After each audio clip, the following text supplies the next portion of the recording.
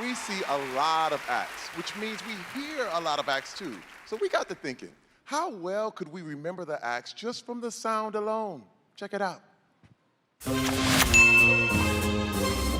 Sounds of the season. I love this game. So you're gonna give me a sound and I have to guess what it is, where it came from? I got it.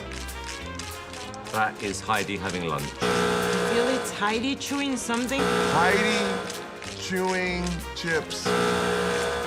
Sounds like a hamster is eating something. Oh my gosh, it's the guy crushing the nuts with his butt cheeks. Mr. Cherry, I love him. It was hard. It really hurt. Whoa. I haven't got a bloody clue. Is this the breaking of wood? Ah, my golden buzzer, I can hear you. This is the World Taekwondo Demonstration Team. Yo! Oh my goodness! Yes! I told you I got it! I would not forget that sound!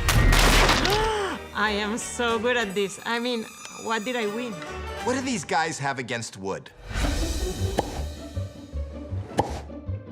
The tennis. That sounds like the tennis. That sound, I know. That sound is me pulling the toilet plunger off Howie's head. Listen. Quiet.